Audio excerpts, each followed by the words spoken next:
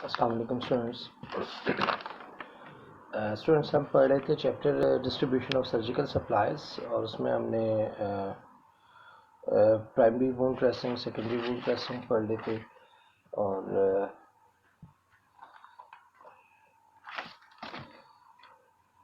आज हम स्टार्ट करेंगे जी सर्जिकल कॉजेज़ या हम इनको एब्जॉर्बेंट कॉजेज़ कहते हैं। ठीक है, इसकी कंपोजिशन क्या होती है? इसमें ये these gauzes are made up of cotton और उस कंपोजिशन में कॉटन के साथ जो है ना एक और इसमें एलिमेंट होता है ओपन मैश क्लॉथ, तो वो भी जो है ना इसमें यूज़ किया जाता है।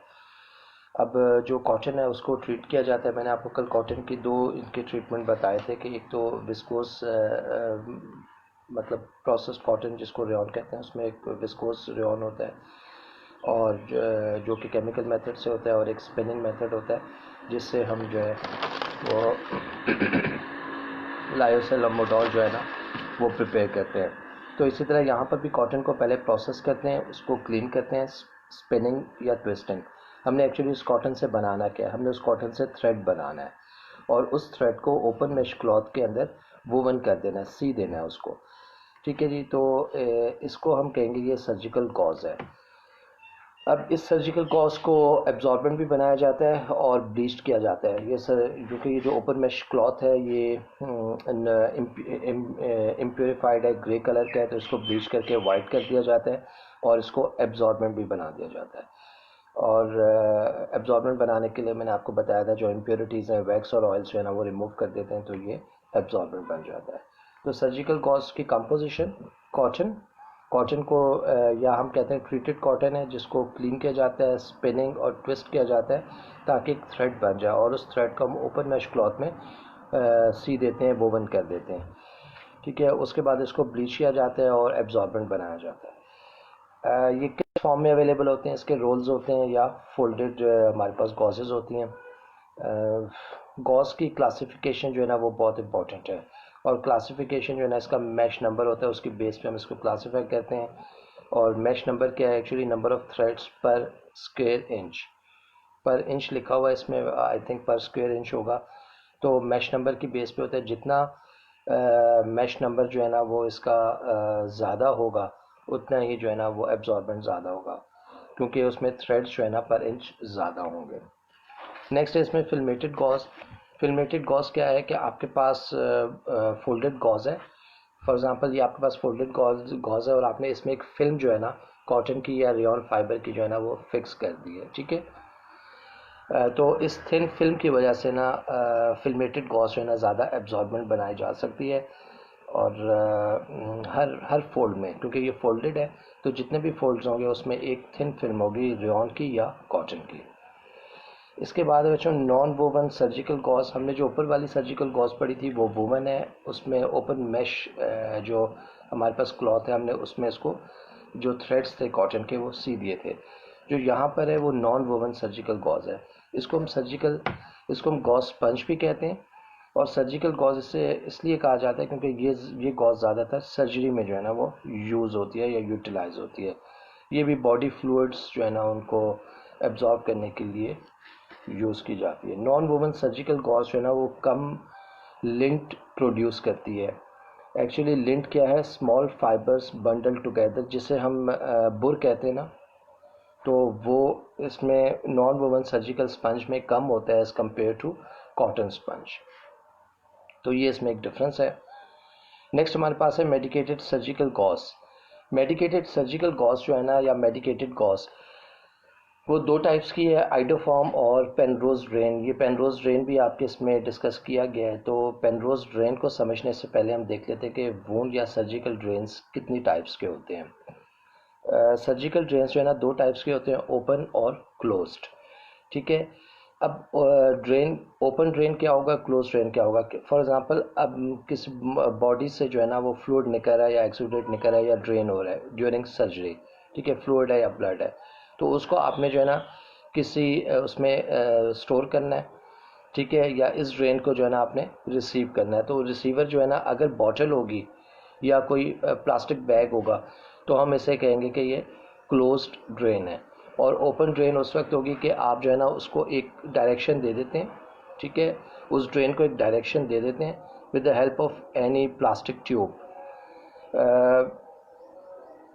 मेरे पास इसकी पिक्चर्स हैं, लेकिन मैं आपको इंशाल्लाह नेक्स्ट लेक्चर में आपके साथ शेयर करूंगा। वो पिक्चर्स आप लोग इंटरनेट पे भी देख सकते हैं कि पेनरोज ड्रेन क्या होती है, कि जहाँ पर ड्रेन हो रही है वहाँ पर आपने एक प्लास्टिक की जो है ना वो ट्यूब रख दी, वो फिक्स कर देते हैं उस वुंड के अंदर, ठीक है। वो प्लास्टिक की जो ट्यूब है वो उसको एक डायरेक्शन देती है कि इस डायरेक्शन में जो है ना वो जो ड्रेन है वो मूव करेगा। और ये ड्रेन जो है ना वो एम्प्टी होता है एक किसी भी एब्जॉर्बेंट गॉज पे, ठीक है। वहाँ पर बॉटल में एम्प्टी हो रहा था, ठीक है, यहाँ पर एब्जॉर्बेंट गॉज है, इसलिए हम इसको ओपन जो है ना सर्जिकल ड्रेन कहते हैं या पेनरोज ड्रेन कहते हैं।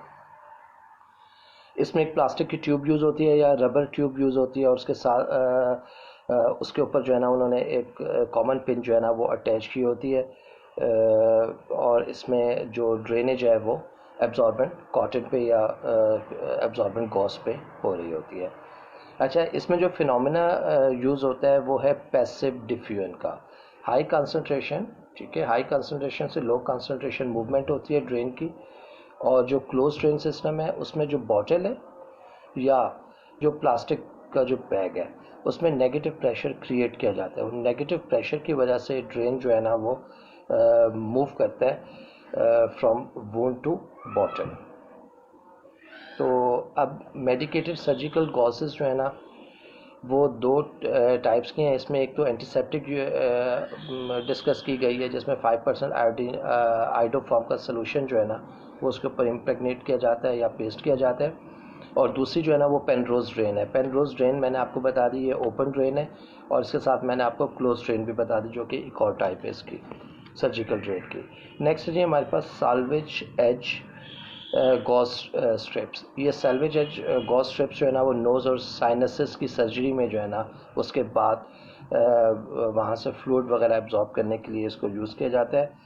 और इसमें स्टूडेंट्स ये सर्जरी में जो हीमोस्टेसिस मतलब ब्लड जो है ना उसको एब्जॉर्ब करने के लिए या ब्लड को क्लॉट करने के लिए या ब्लड की ड्रेनेज जो है ना उसको स्टॉप करने के लिए सैल्वेज एज ड्रेन यूज़ की जाती है। एक्चुअली ये सैल्वेज एज इसे इस वजह से कहते हैं क्योंकि अगर आप लोगों ने कभी कोई फैब्रिक देखा हो तो उसमें एक साइड जो होती है ना फैब्रिक की उसमें धागे से निकले हुए होते हैं, उनको कहते हैं सैल्वेज एज, ठीक है। उस धागों से आगे जो भी ये इंडस्ट्री है क्लॉथ की वो आगे एक प्रेस लगा देती है, ठीक है। एक ऐसी स्टिचिंग होती है जहाँ से आप कपड़ा नहीं फाड़ सकते।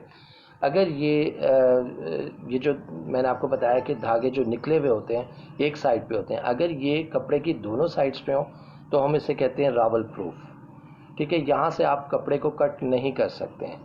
तो ये इस किस्म की जो सैल्वेज एज गॉज स्ट्रिप्स हैं, इसको बस इन्होंने यही बताया हुआ है कि ये नोज़ और साइनसेस की जो सर्जरी है उसमें यूज़ की जाती है, और इसमें जो थ्रेड्स होते हैं ना एक्चुअली ये ज़्यादा एब्जॉर्ब कर सकते हैं थ्रू कैपिलरी एक्शन फ्लूइड्स को एज़ कम्पेयर टू अगर हम विदाउट सैल्वेज एज गॉसेस हों। तो जितने ज़्यादा वो थ्रेड्स होंगे या जितना थ्रेड्स जो है ना उनकी लेंथ बड़ी होगी उतनी एब्जॉर्प्शन जो है ना वो ज़्यादा होगी। तो ये हो गया जी इसमें। नेक्स्ट है हमारे पास गॉज पैड्स या गॉज स्पंज। अब ये भी फोल्डेड सर्जिकल गॉज है जो हमने पहले पढ़ी थी फिल्मेटेड में कि वो फोल्डेड होती है और उसमें हमने एक फिल्म जो है ना रखी होती है, एक थिन फिल्म होती है कॉटन की या रेयॉन की।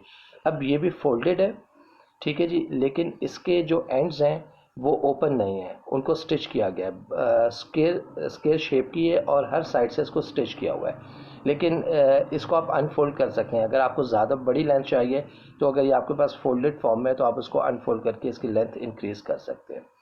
नेक्स्ट है हमारे पास बच्चों ड्रेसिंग कंबाइंस। ड्रेसिंग कंबाइंस का सिर्फ नाम याद रख लीजिएगा। और नेक्स्ट है laparotomy sponge. Laparotomy sponge actually 4 layered gauze होती है, ठीक है। जब एब्डोमिनल कैविटी में या सॉफ्ट ऑर्गन्स की सर्जरी हो रही होती है तो उसमें ऑर्गन्स को अपनी जगह पे जो है ना ये रखती है, और इसके अलावा ये जो विसिरल फ्लूइड है या ब्लड है उसको भी एब्जॉर्ब करती है।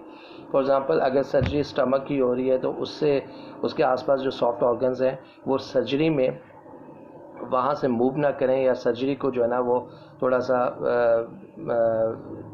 इजी करने के लिए सर्जन के लिए, तो आप जो है ना ये लेप्रोटमी स्पंज जो है ना ये सॉफ्ट ऑर्गन्स के आगे रख देते ताकि वो अपनी प्लेस पे रहें।